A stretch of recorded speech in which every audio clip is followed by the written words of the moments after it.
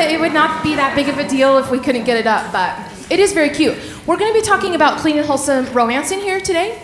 And this is obviously 20 books to 50K in case you have forgotten where you are. I am Elana Johnson.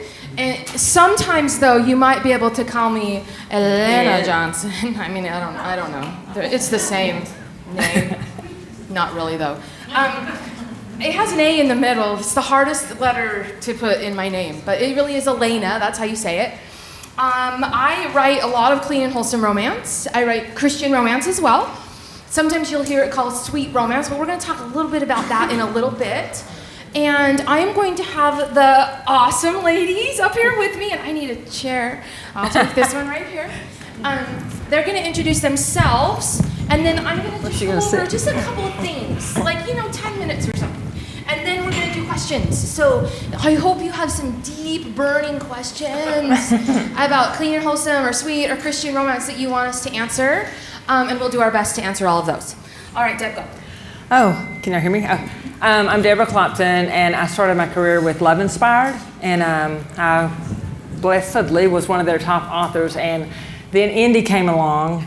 I had owned a hair salon for 25 years, and I loved being independent, and I was like, okay, I know where I'm going. And I couldn't wait, and I went indie, and I have never looked back, and I write clean and wholesome. I started out with Christian, write clean and wholesome with some Christian in it, and I love it. It's wonderful. So.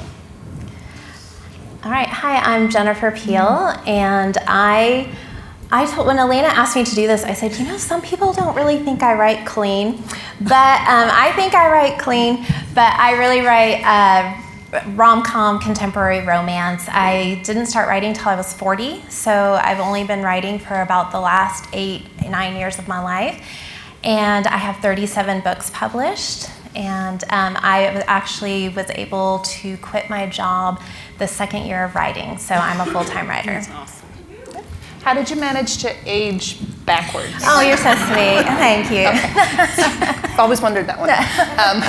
I'm Rebecca Connelly. I write clean, sweet, wholesome, whatever you want to call it. We'll talk about the details in a minute. Mostly in the historical romance genre, Regency more specifically, because that's my bread and butter. But I do have some, I have one contemporary and a couple of sport romances as well. I think I've got 20-something books. I don't know. I stopped counting because I don't like math. Yeah, when Jennifer asked me, she's like, I don't really write clean. I'm like, dude, it's totally fine. I write dirty, clean books. It's okay. Spicy. Spicy. Yeah. Spicy clean books? Spicy clean. I call them dirty clean. I'm totally using that from now on, by the way. I totally do. Yeah. I'm like, I write dirty, clean books. So I think there is a little bit of a range in clean romance. Yeah. Do I just be like, change the slide? Like, what are we... Who's doing that? Oh, yay! Okay, so in clean and wholesome, you definitely need to include elements of sexual tension. So I think there might be some misconception sometimes when we're talking about clean and wholesome that there's no tension in the novel sexually, and that's incorrect. So unless you're maybe writing a robot, then there's going to be some sort of attraction between the main characters in a romance. So there's definitely sexual tension. For me, and maybe these ladies can also answer, when I am doing that kind of stuff and I'm like, yeah, I want him to be attracted to her or her to be attracted to him, it's all about word choice. Yeah. So it's your word choice that you need to pay attention to when you're writing clean and wholesome, so that you're maintaining that sort of, clean and wholesome vibe. Yes, ladies? Yes. Agree. I got some nods over here. Yeah. Yes. Thank you very much. The next one that I really pay attention to a lot in Clean and Wholesome is character. Now, I just wrote a book about writing and launching a bestseller, and I spent a large portion of the writing part of that book talking about character and how people connect to characters across genres. I think it is especially important in Clean and Wholesome that you have amazing, fantastic characters. There's seats right here. You can come all the way up. She's going to be so excited. I've met her before, I think. She looks so familiar to me. Yes, I know her! I am now in my 40s, and my eyes are not great. So we're just going to pretend like I knew who she was from the beginning. You want to make sure you have some amazing characterization going on in there. One of the things that I always try to do is I put a little freshness into the character aspect. So, we've all read books about bakery owners or pet shop owners. What can you do that's a little bit different that fits your world? So that's something that I really think hard about when I'm doing characterizations. I've done lots of females that have male-dominated jobs, so mechanics and Formula One drivers, but I don't spend a lot of time really delving into that, but I make them unique and different in it that way. And my heroes are always, well, not always cowboys, but my main brand that earns most of my money is the cowboys. Well, I don't want to write the same cowboy, 85 times. Maybe you do, but most people don't want to read that 85 times either. It's why we get a little bit bored with the Hallmark movies, because they have the same types of people in them. So do something just a little bit different. So just as an example, I did a forensic veterinarian one time, and that was really cool. He got to, he still works with animals. He's a cowboy, but he gets to go do some sort of cool stuff. And literally in the book, I'll be like, Rhett worked on the case for 10 hours. That's it. But we know that he does some cool stuff, right? So I just wanted to throw that out right there. If you think that you're like, well, why are my books not selling as well? What's not really working for me? Maybe freshen up your characters a little bit, okay? I find that in Clean and Wholesome, family community is a huge selling point. Massively huge selling point. As soon as I started switching over and writing big families of specifically brothers, I started selling way, way, way more books with an astronomically higher read-through than before.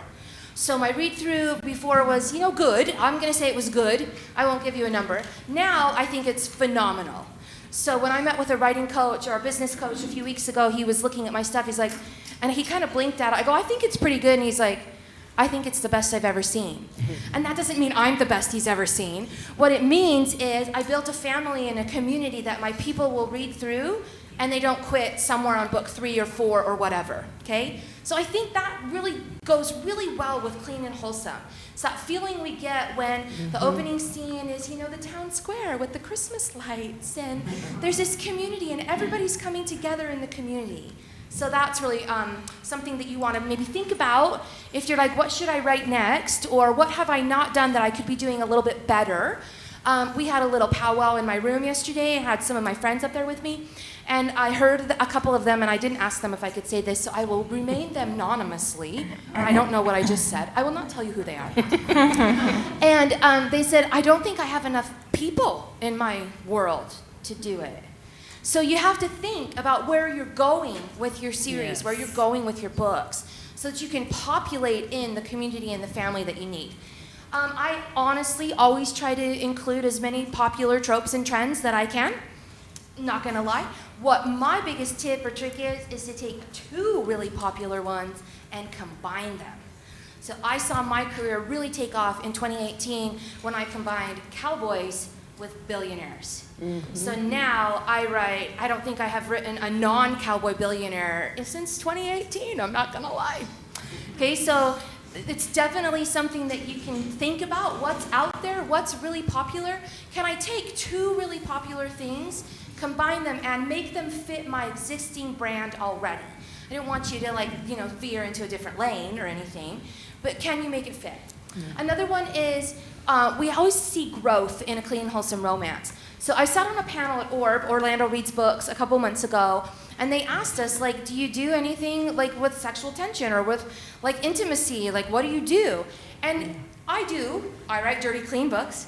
So I do, there's a lot of that kind of stuff, but really we replace a lot of that stuff with a more of a personal emotional growth and couple that with couple emotional growth. Yes. So it's the emotional intimacy that you are providing for that satisfying, intimate read for your readers. If you're not providing that satisfying, intimate read for a romance reader, then they move to something else, okay? So for a steamy author, they use sex for that. For a Clean and Wholesome author, we use a personal, emotional connection. And I've been using a lot of Theodora Taylor's Universal Fantasies, but the perfect gift is one that can really make a couple have like really great intimacy, when he can provide the perfect gift for her that she needs in the exact right moment. And I take a lot of my themes for my romance from pop music. Tip. Sirius XM, worth the subscription, listen to The Pulse. So I listen to The Pulse all day long. And one of my favorite songs is Forrest Black, If You Love Her. And I'm not kidding, I will weep through the whole song. And then I get my phone out and I'm like, oh my gosh, in this book he's totally gonna show up and like her whole world is crashing down. Because that's when she needs him, right? So that creates this emotional growth. So pop music, or any kind of music, really, I think pop is the best, of course. They have a lot of one-liners in there that you can really take and go, oh my heck, that is so romantic. That's what we want to see in Clean Wholesome Romance. And then I put this last one on here because I'm getting a new website designed, and the designers don't know anything about books or authors. And they said, well, what kind of books do you write? And I was like, well, I don't know. Like, it's such a daunting question, right? So I launch into this big, long thing trying to explain what I write. And at one point I said, well, there's a lot, it's like Hallmark, but not really, because there's a lot more kissing than Hallmark. And at the end of the long-winded explanation, the guy goes, so what I got out of this is more kissing than Hallmark. I'm like, I really got to work on my brand. But I just wanted to put that out there, that I watched a Hallmark movie last week, and they don't kiss until the end, and I was totally mad. I was like, I don't even like these. I'm like, where is the kissing? So I don't know what these guys do. We can ask them. I will either kiss by the end of the second chapter, so it could be an accidental kiss, or like, you know, best friends, and then, oh my gosh, this came out of nowhere. And then I don't let them kiss again till the 50%, so get people flipping those pages. Or I will kiss at the 25%, and there is absolutely 100% make out kissing at 50%. If there is not kissing at 50%, I'm like, I don't know if I can keep reading. If I do keep reading, it better be because there's going to be some amazing stuff going on at like 51%. But I'm not saying that you have to do that, but I am saying that in Clean and Wholesome, you don't need to shy away from kissing or touching. What you need to make sure you do is use appropriate language to describe those things. Okay, slide. Yes. Okay, I put Taboo 3 on this just because language, sexual content, and violence are typically the ones that we avoid in Clean and Wholesome. If you're going to put your book in a Clean and Wholesome category, you're not going to have language, you're not going to have explicit sexual content, and you're not going to have violence. So it depends for what you're comfortable with, what level of all of those things you put in. I personally don't use any swear words, 0, none. So that's up to you. I will have my cowboys use alternate swearing, invented swearing. So in my sweet rom-coms, I think she uses, I don't know, chicken in buckets or something like that. I don't know what it was. But I made something up that is an invented swear, right? But I don't use any swearing in any of my books. I do have sex in my books, but only after characters are married. Yeah. So, and you can choose, I guess, what you want to do for that. If I do have any sort of sexual, intimate scenes in the book, they are all fade to black, closed door. There is 0 clothing removal mentioned. That is my personal level of what I deem clean. So I'm not using any descriptive words. There's no clothing coming off. But when I write my family sagas and, I bring my married couples back into my books, they're married. So they talk about, having kids, and, people know how people have kids. And they do those things. And we know that they're going to, go to bed, but we don't see any of that on the page. So that's, just something, that's my personal level. And then I write some things where dogs die. I've had mom die. I have dads die. I've had major family trauma accidents in my books. I don't think that you need to necessarily stay away from that. I see advice online sometimes where people are like, never kill the dog. I'm like, I kill dogs. I should have gotten a t-shirt made that said, I kill dogs. I just thought of it. I don't really kill real dogs. I love my dogs. But I think that sometimes we hear things like that online, and I'm like, no, because dogs die in real life. And I want my romances to be a slice of real. If you're not real, then people don't connect to your story. You want people to connect to your story so that they see themselves in the community you've built and will read the next one and the next one and the next one and then be really upset when your world ends and your series is over because nothing will ever be as good as belonging to the Glover family. Okay? And then you give them another family. All right, what do you guys think about language, sexual content, or violence? What are your methods, levels, personal for that? I don't cuss at all. I'm like you. Yeah. No cussing. No cussing at all, and no sexual content. Yeah, but lots of kissing. Okay, I do use some language. I usually say people like nothing most like you're not gonna hear it in the Bible like hell and damn. I do like the word bastard. So yeah, I do use that word sometimes. So I do use some. I try. What I do is I'll write like exactly what I think. I will go back through after and take out what I think I can, but I do leave things in, yes. Jennifer needs a shirt that says, I do like the word bastard. I know, I do, yeah. Yeah. Yeah, and as far as sexual content goes for me, I do not write anything on the page. And I typically, if they are married, you definitely know they're having sex. I like to leave it, I kind of write it open, like I leave it to the reader's imagination. Yes. I feel like it's not my business to know whether people are having sex or not. And sometimes I think I'm really good. I've had one book where I was like, oh my gosh, I wrote so good this time. Nobody's having sex.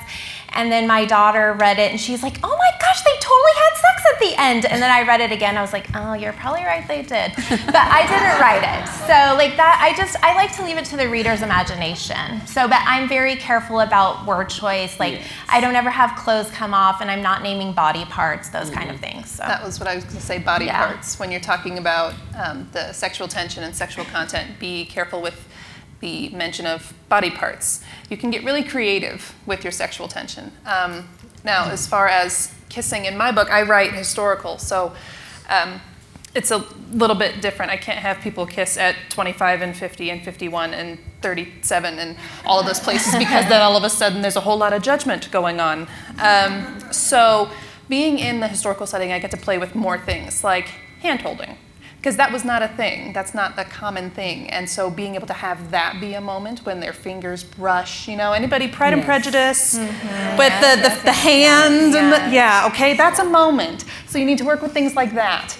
And you can really play up with sexual tension by talking about almost like more abstract things. That's kind of my favorite thing to do, is don't talk about the body parts, talk about everything else, because there's a whole lot more going on than the body parts. So that's kind of where I go with that. Yeah. I knew I invited her for a reason because she's really smart. Okay, next. Types of heroes. So I think it's important, especially if someone is thinking, I write steamy right now, but I want to kind of transition over to clean, right? Or, can I take the steamy content out of my steamy novel and publish it as clean? Typically, we see things differently in our heroes that star in clean and wholesome romances or clean and wholesome movies. We typically don't have alpha holes. It's typically not something that we're all like, yeah, I really wish I had this dude in my face all the time, right? Or whatever. I will give you a caveat to that in just a second. But you're really thinking of a beta hero. It's the boy next door. He's the hometown hero. He's the military guy. He's a paramedic. He's the cop. And they can have alpha tendencies, but they're not dominating women tendencies. They're mama's boys. They're cinnamon rolls. They're your softened, repentant alpha. We talked about this yesterday in my room too, or maybe we did. Maybe I just invented it in my head. I forgot now. Kelly, can we talk about it? She doesn't think we did. Never mind. I was talking about it with someone, but I don't know where or when. It was very recent. Might have been at RAM in one of our Zoom groups. I digress. We talked a lot about how we can use bad boys in clean romance, right? Or men who come from a different background. Then they're not all squeaky clean or whatever. And we can still include those people in our books. But typically what we do is we have made them into some sort of repentant alpha, or they have softened over the years. So in my very, very first series that I wrote this guy named Ethan. And if your name is Ethan, I love you, you're a great person. If you have a child named Ethan, same thing. I was teaching school at the time, and every Ethan I had was a nightmare. And I told my daughter from a very early age, you will never marry anyone named Ethan. You won't like boys named Ethan? No Ethans. Period, the end. So I named this cowboy Ethan. He was obnoxious. He was this former rodeo star. He kind of asked the heroine out right in front of the hero after they'd started dating. He was kind of this jerky guy, right? And by book 7, I was like, oh, I think this is going to be Ethan's book. But I've kind of set him up to be a real jerk over the last 6 books. Crap, what am I going to do about that? Okay, so you can soften him up. At some point, you have to make him realize that what he is doing or how he acts is not coming off the way he wants to be, and he's going to change. So, and of course, he's going to change for who? Her. Oh, is he going to change for her? Or he's at least kind of going to started changing and kind of wonder, is this worth it? Was my life really that bad?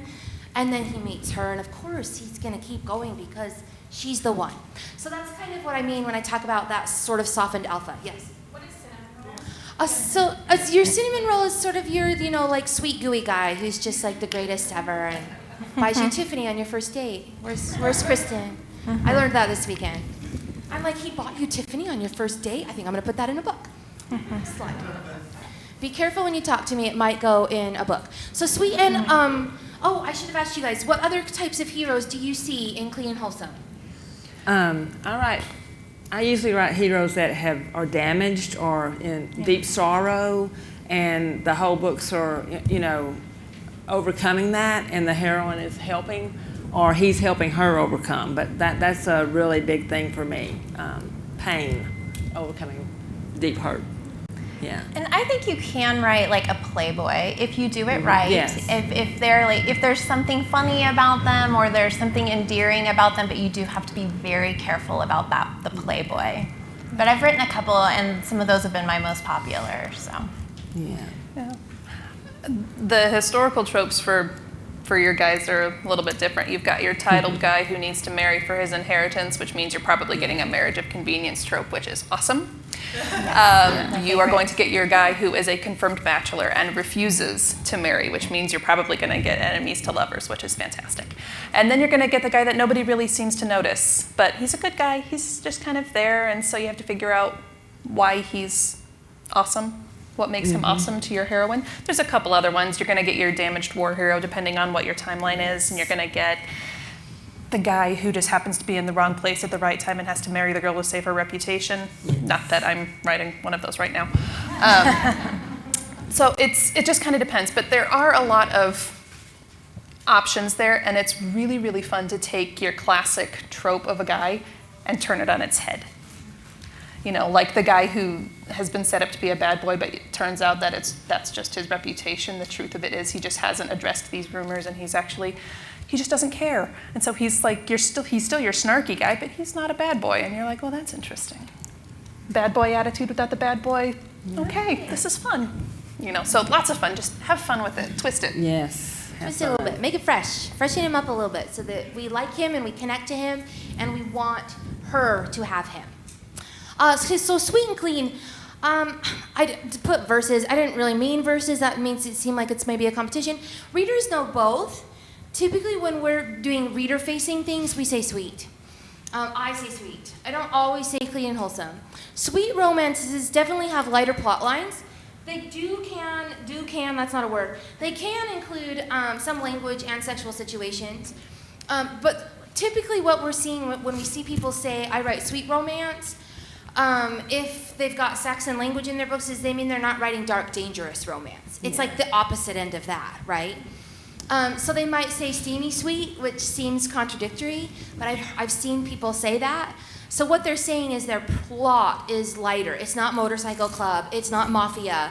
It's not Captive. It's not, And so it's like might be small town, but it's steamy sweet because there's still going to be language and sex in it, but it has a sweet feel to it. So that's typically how I view the difference between sweet and clean. And then clean and wholesome can address almost all plot issues. That's something that I really wanted to emphasize. I feel like sometimes over the years, as Clean and Wholesome has come onto the scene since like about 2017, 2018, that people think that they can't put plot, anything sad in their books or anything hard in their books. and everything is just always roses and sunshine and pink lemonade, and then they're like, I'm not really sure why my books aren't really doing that great, and then there's like a kiss on page 300 and it's over. And I think it's not really Hallmark, that's why. So you have to be really careful about that. Because Hallmark is a brand all unto its own, and I know a lot of us, when I tell people what I write, I'm like, it's kind of like Hallmark, but when dogs die and there's a lot of kissing. So I just try to... Not at the same time. Not at the same time. Maybe. There's your next book, Elana. There's my next book. Dog is dying. He distracts her with a really life-changing kiss. I'd read it. She's right, not at the same time. But I think that's a misconception for Clean and Wholesome, is that, we can't have anything bad ever happen, and life is just always so great, and I just don't think that creates a very realistic or deep story that your readers can be grounded in, connect to, and that's what you want, so that they will read more from you. They're one-click buy. They will pre-order at a high price rather than waiting for KU, right? So you make more if you have a high price if you do that, okay? So, but they literally don't include the language or on the explicit stuff. So that's the difference in my mind. What do you guys think? No, I'd agree with that. I mean, I've taken on anxiety, PTSD, abusive marriage, anything like that. It's not the plot that's the problem, or the issue that's the hang-up with the Clean and Wholesome. I wish there were better words for what we write. For what it is. Because what it's relating to is a very specific aspect of romance. And when in reality, there's so much more to the story than that one particular aspect that makes us a little bit different from what you expect when you hear the word romance novel. And so your plot can be whatever it needs to be for your characters. It's just how you write and manage that plot and the romantic aspects in it that will determine if your romance is sweet, clean, wholesome, and such. You want to go next? I was just going to say, a lot of my readers really like me because they always say, you write about real life, and I love to see the journey that people go through and how they work through their issues, and you don't shy away from people's flaws. One of my most popular books was about a pornography addiction, and I mean, again, I feel like you have to write it in the right context, and it was a series. I did not write that couple to the end because I wanted people to learn to love this couple, and so then in that third book, we dealt with that issue, and I get the most letters about that book. And again, I didn't write anything explicit, even though I was talking about pornography. And I honestly thought for sure it might be the kiss of death of my career writing about that. But people really connected to that in a way. So I don't shy away if there's something that you feel really passionate about and you feel like you can write about it. And actually the reason I wrote that pornography book is because I had two fans that came to me and said, it would be so helpful if people could see that they wouldn't feel so alone, like if they could read it and digest it. So people in the clean and wholesome genre this week, they really do like that stuff. So, again, we don't have to write just happy, cheerful things. And again, it does need to, obviously it's romance, it needs to have a happy ending, but I'm a big fan of tackling harder issues. So then for me, my career started right after I lost my first husband, and I needed something. And what's really strange is I needed to laugh. And so my books, they're emotional, but they deal with, at the same time, they're going through something, but you put enough characters in it to where you get a lot of laughter and you get a lot of deep emotion. And so what you do is you touch readers, two kinds of readers. So when I get reviews, I'll get someone that says, it was the funniest book I ever read. And then I get a review that says, thank you, you touched my heart, I needed that. So you can blend deep issues with humorous, but you got to load it with the right people, so that so the couple may not be having the humor, but something else is bringing the humor. So that's kind of how that I write, and I still do that to this day. It just depends on the books, but the characters that surround them a lot of times are very important in that, and I like to create them. Yeah. Excellent, thank you. Debra doesn't know this, or maybe she does. I met her in 2017 at this conference, and she told me how much she was making. It was twice as much as what I was making. Yeah. And I was like, I'm gonna do something here. I don't know what. She did a lot. But I'm gonna do something. And you know what I did is I read Debra's books. And I was like, I see what she's doing here. I'm gonna do this now. Her books are really, really great. And thank you. What she just said is really true. And I think it just speaks to what we've been saying is she creates stories and characters and places and people that I was like, I don't want to stop reading this. So even though it's not all rainbows and sunshine. Okay, how many more of these do I have? Things I've seen fail. Mafia, dark romance, bad boys. I actually wrote like a whole series of bad boys. They don't sell at all. I've unpublished all of my motorcycle club. It was like not even worth my time. And I've written some heroes that are not great and they don't sell. So these have not sold for me. I tried doing some of these things, and Bonnie and I tried to take over the world with some of these things, and we just didn't take over anything. And I've taken all of mine down. I unpublished like 9 books in September or August. I was like, these aren't even, I can't have a mental slot thinking about these anymore, taking them down. They just don't work for me. And I'm tired of like trying to make a book sell or make it fit into my brand. It doesn't fit, I'm taking it off. So I got rid of all those. Okay, next.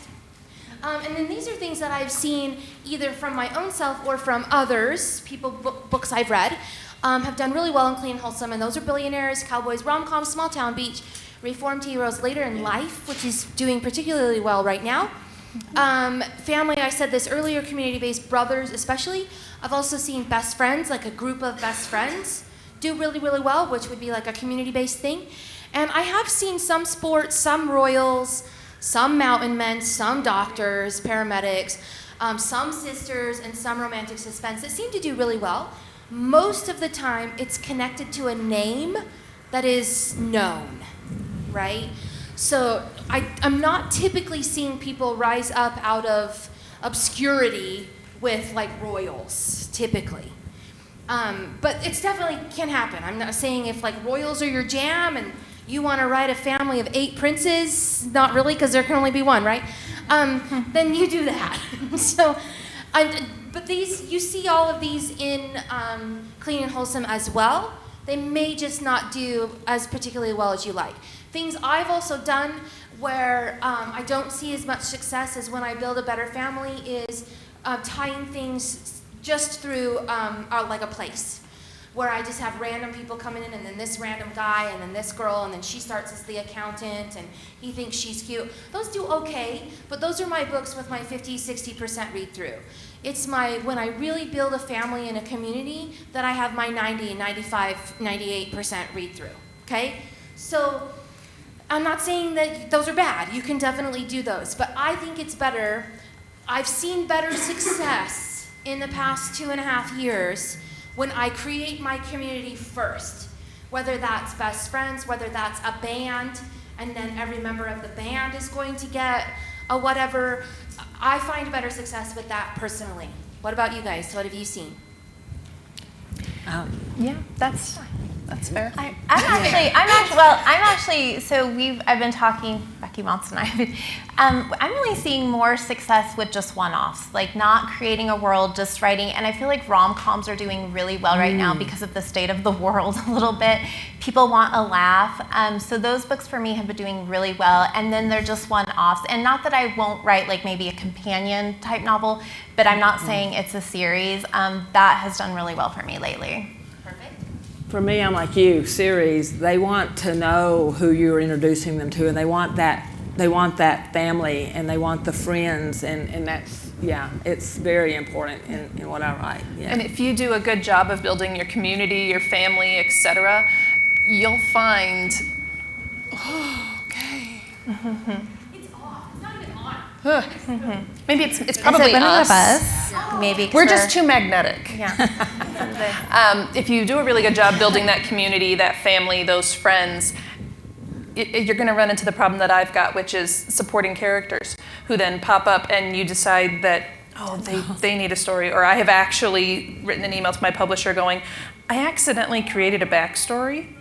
And he goes, for whom? And I tell him, and he goes, oh, yeah, but yeah, I've been wondering about that one. Okay, so can I write that? I have at least 5 or 6 published novels now that were not originally part of the plan, but because of the group that I managed to put together, or my characters managed to pull together, because I'm not crediting myself with any kind of genius, it's my characters. I had to write more stories. So if you're looking for, if you think you've run out of stories for your series, look at your supporting characters. Mm-hmm. See if there's somebody that, you get an idea for. Do I have another slide? I don't think so. Okay. Great. All right, this is the microphone for Q&A. This is the microphone here. This is where you will stand to ask the questions. Oh. She's such a teacher.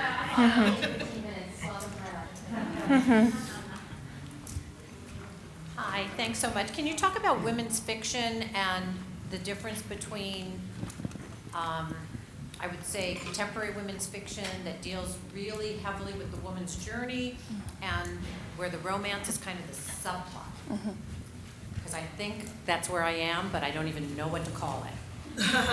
That's fair. That's fair. Romantic fiction with women's fiction with romantic elements is actually a thing.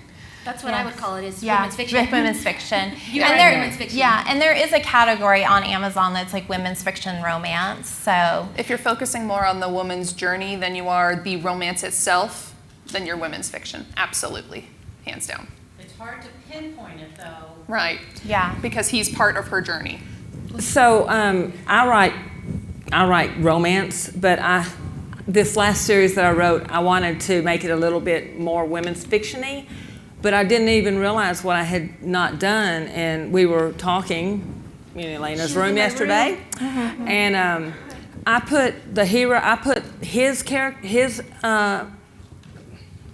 point of view. Thank you. And her point of view, and realized that they were saying no, in women's fiction, it's women's points of view. And so mine is a romance with wider stuff, but it's obviously not women's fiction. Yeah. And you're going to get different opinions on that, right? I personally, my personal opinion is, if you have a male point of view, you're writing romance. Yes. Women's fiction is about women and their relationship to other women and to men. But you typically focus on their relationships and their growth, and wherever that growth comes from is fine, but it's typically through their lens. But you're going to get different opinions on that. Yeah. Oh. Next. Hi.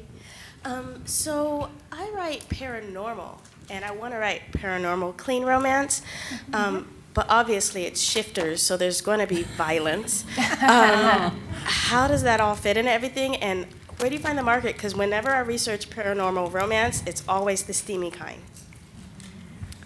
I did write one paranormal, and I wish I would have used a pen name. I feel like it probably didn't fit my brand, but it was definitely a romance. But I feel like, I would call it clean. There are some clean paranormal romances out there, though, that do really well. I feel like the best thing to do is your cover. Are you hitting like those universal fantasies in your blurb, those kind of things? I feel like those, if you do, there is a niche for it, but it is a different, I think it is harder though when you write clean to be in that world. I'm going to ask Jenna to talk about that. I was going to say, lead the way. This is Jenna Hendricks. I have 2 pen names. My J.L. Hendricks is paranormal and it's clean. And the reason I have the 2 different pen names is because I've learned from my own readers. Oh, do you need a microphone? Oh, yeah, sorry, I don't have a mic.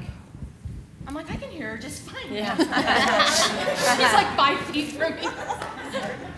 Sorry about that. So I have 2 pen names. J.L. Hendricks is clean, paranormal, basically the SFF stuff, science fiction and fantasy.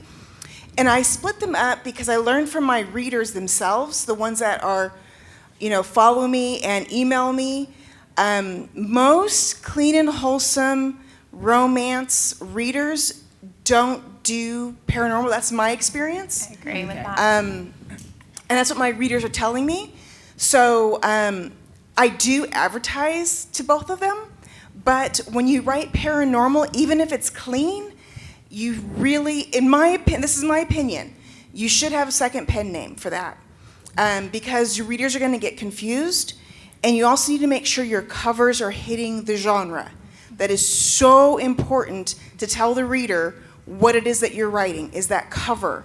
And you can look, so if you want to do something that's clean and paranormal, Kristen Painter does both.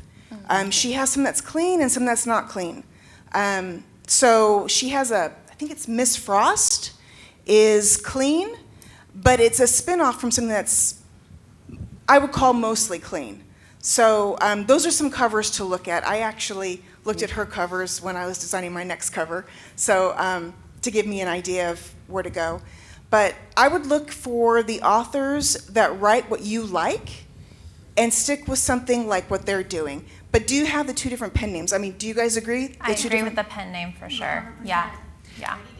Yeah, and I think that you're talking about the violence. I think you handle the violence the same way that most of the romance authors would handle the romance aspect of it. Yes. Watch your language and your descriptors when you're talking about that, and then the violence won't be a problem. Violence in there is not the problem. It's how graphic that violence is that would be the problem. Right. And another author for you to look at is Emma Wolfe. Yes. All right, question. Yes. We have literally 3 minutes, 11 seconds. Okay, let's go. I hope I can express this clearly. When you look from a profit margin aspect, and as well as fan base, as far as clean versus or similar to inspirational, I just have struggled with that because how do you know the point that you've put so much God in there that maybe it alienates some of the other readers, or do you actually, is it to your benefit to just say, this is inspirational, it will always have God in it, or this is clean? I think you do need to specify. I think so you do. I get, at the beginning of my career, I was getting a lot of reviews that this is not a Christian romance. Well, no, it was never marketed as one. And it was just because I didn't have that religious arc in there.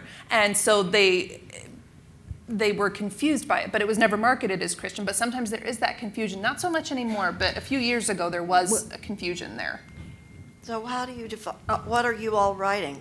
So if you write, my Christian romances for Love Inspired, there were 24 of them, and they were heavy Christian, and I had Bible verses in them, and I had 3 parts. I had the romance, and then the Christian,